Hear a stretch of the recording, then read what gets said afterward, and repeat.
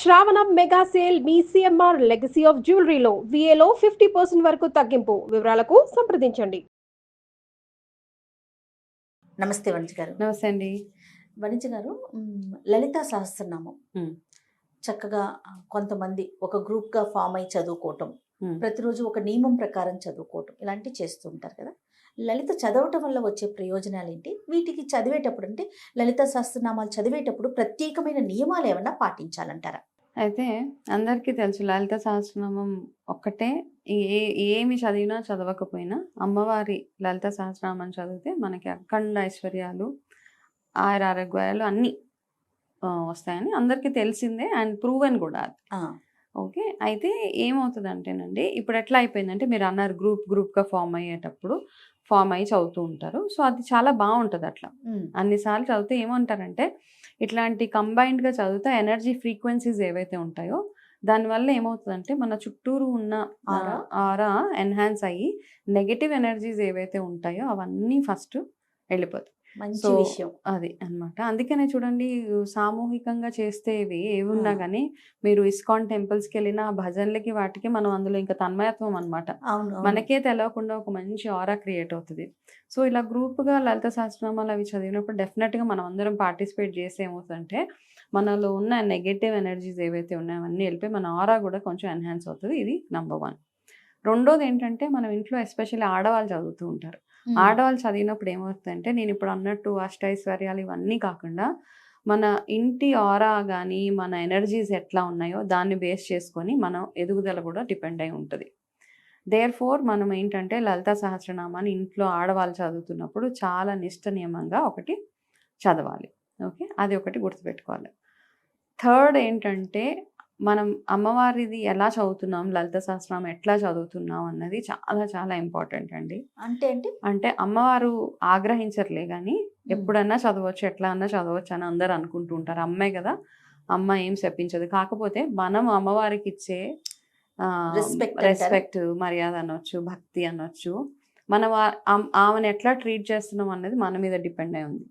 Okay, కాబట్టి ఏ టైంలో మీరు లలిత చేస్తున్నారు, ఎనీ స్తోత్రం, ఎనీ పూజలు బ్రాహ్మీ ముహూర్తంలో కానీ సూర్యోదయం టైం కల్లా ముందుగా చేసుకోగలిగితే మంచి, వెల్ అండ్ గుడ్. లేదు అంటే అమ్మవారు ఎప్పుడన్నా చదవచ్చు, ఎన్నిసార్లు అన్నా చదవచ్చు. అక్కడ రూల్ ఏం లేదు, ఈ టైంలోనే చదవాలి, ఇంతే చదవాలి అని ఎక్కడ లేదు. కాకపోతే మనం ఏం చేస్తామంటే ఇంకా ఆరా ఎన్హాన్స్ అవ్వడానికి ఆ ఎనర్జీస్ బాగుండాలి అంటే కనుక సూర్యోదయం కంటే ముందు దీపారాధన అది చేసుకొని లలిత సహస్రనామం చదువుకోవడం. ఇది 5th థింగ్ ఏంటంటే లలిత సహస్రనామం చదివేటప్పుడు పోటీగా చదవకూడదు. వాళ్ళు స్పీడ్గా చదువుతున్నారు కాబట్టి నేను అంతకంటే స్పీడ్ చేస్తాను. కొంతమంది డిస్కషన్స్ ఉంటాయి, నేను లలిత 12 నిమిషాల్లో చదివేస్తాను. 12 నిమిషాల్లో ఎట్లా చదువుతారండి? టైం పడుతుంది, అట్లీస్ట్ హాఫ్ అన్ అవర్ పడుతుంది. మనం స్పష్టంగా చదవాలి అంటే చదవాల్సిన అవసరం కూడా అవసరం లేదు, అక్కడ రేస్ పరిగెట్టక్కర్లేదు. అదే కదా, స్పష్టత అనే అవసరం ఉంది కదా. స్పష్టంగానే ఇప్పుడు మీ పేరుని నేను జయ కాకుండా ఇంకేదన్నా అంటే మీకు కోపం వస్తుంది కదండి. సో కాబట్టి అమ్మవారిని లలిత సహస్రనామాలు చదివేటప్పుడు ప్రతి ఒక్క అక్షరాన్ని ఇప్పుడు మీరు ఒకటే రోజులో చదివే నేర్చుకునే ఫ్రేజ్ ఏదైతే ఉందో అందులో ఏదో సింగిల్ డేలో మీరు 12 నిమిషాలు పోటీయే లేదు అసలు. ఇక్కడ అమ్మవారి లలిత సహస్రనామం విషయాల్లో ఎక్కడ పోటీలు అక్కర్లేదు. వాళ్ళకంటే నేను బాగా చదువుతాను, వాళ్ళకంటే నేను బెటర్, అట్లాంటివన్నీ ఫస్ట్ మైండ్లో నుంచి తీసేసి మీకోసం మీరు చదువుతూ అర్థం చేసుకొని చదువుతూ ఉంటే గనక మనకి అందులో నుంచి ఎట్లా అంటేనండి మనకి ఒకలాగా కౌన్సిలింగ్ అయిపోతుంది అనమాట. ఇవన్నీ చదువుతున్నప్పుడు మనం రామాయణ మహాభారతాలు ఇవన్నీ చదివినా మనకి పర్సనాలిటీ డెవలప్మెంట్ అవుతుంది. అలాగే లలిత సహస్రనామం అవి చదివినప్పుడు మనకి స్పష్టత ఏర్పడుతుంది, మనకు ఒకటి క్లారిటీ వస్తుంది మైండ్. అండ్ రెగ్యులర్గా చదివే వాళ్ళు ఉపాసన ఎవరైతే చేస్తారో వాళ్ళని చూస్తే కూడా ఒకలాంటి కంపోజ్డ్గా ఉంటారు. వాళ్ళని చూడగానే ఒక మంచి ఫీలింగ్ మనకు వస్తుంది, తెలిసినా తెలవకపోయినా నవ్వాలనిపిస్తుంది. ఇట్లాంటివన్నీ ఆ ఫీలింగ్స్ ఉంటాయన్నమాట. కాబట్టి ఈ ఎస్పెషలీ జాబ్స్ చేసేవాళ్ళు, కార్పొరేట్స్ వర్క్ చేసే వాళ్ళకి కూడా ఉంటుంది నేను చెయ్యాలి లలిత సహస్రనామాలు చేయాలి. కానీ ఈ ఆఫీస్ షెడ్యూల్ బిజీ వల్ల ఈ స్పీడ్ అంతా అల్లే అనమాట. 12-15 నిమిషాలు ఇంట్లో ఉన్న హౌస్ అంటే టైం ఉన్న వాళ్ళు అట్లా చేయరు. ఈ పరిగెట్టే ప్రాసెస్ లో పాపం చదవాలి. ఎట్లా అయిపోతుంది అంటే మంచిగా చాలా మందిని వింటూ ఉంటాను, లలిత చేసేయాలి అని ఒక నియమం పెట్టుకుంటారు. అది మనం ఎంత స్పష్టంగా చేస్తున్నాం, మనం చదివేది మనకి ఎంతవరకు తెలుస్తోంది కాదు. ఉమ్. లలిత నేను చేశానా చేయలేదా చేయలేదు అంటే Even tick in the Lalitha- box ఆ, అంటాం. అంతే అంతే. లలితనే కాదు, ఏది చేసినా కూడా ఈ రోజు నేను చేసేసాను, ఓకే ఈ రోజు కంప్లీట్ అయిపోయింది, ఉమ్. అట్లనే ఆలోచిస్తూ ఉంటారు కదా. లేదు అలా కాదు. అయితే ఇక్కడ ఏంటంటే ఈ వర్కింగ్ వాళ్ళు ఫ్రైడేనే చదవాలి, పౌర్ణమి రోజు చదివితే చాలా మంచిది. యాక్చువల్గా నేను చాలా సార్లు చెప్పాను వీడియోస్లో, పౌర్ణమి రోజు సాయంత్రం ఆ పూర్ణచంద్రుడు ఆ బింబంలో కూర్చొని అక్కడ కూర్చొని ఎదురుగా మనం చదవగలిగితే చాలా చాలా చాలా పవర్ఫుల్ అన్నమాట. ఎనర్జీ ఫ్రీక్వెన్సీస్ అంటాము. ఈ స్పిరిచువల్ వర్క్స్ ఎవరైతే చేస్తారో, ఇప్పుడు నేను చేసే tarot కానీ టారో ఇలాంటివి. కానీ క్రిస్టల్ హీలింగ్స్ అవన్నీ అక్కడ పెట్టుకొని నాకు అవకాశం ఉంది కాబట్టి అట్లా చేసుకుంటాను. ఒక వెండి ప్లేట్లో కొంచెం ఆవు పాలు పోసి అక్కడ ఎదురుగుండా పెట్టి, చంద్రబింబంలో ఎదురుగుండా పెట్టి, ఆ లైట్లో, ఆ మూన్ లైట్లో కూర్చొని లలిత సహస్రనామం ఇవన్నీ ఎనర్జైజ్ చేసుకుంటాం. ఆప్షన్ లేని వాళ్ళు కూడా చిన్న ఈ దేవుడి గదిలో ఇట్లా చేసేసుకోవచ్చు మనం. ఓకే సో ఇది ఒక పవర్ఫుల్ రెమెడీ.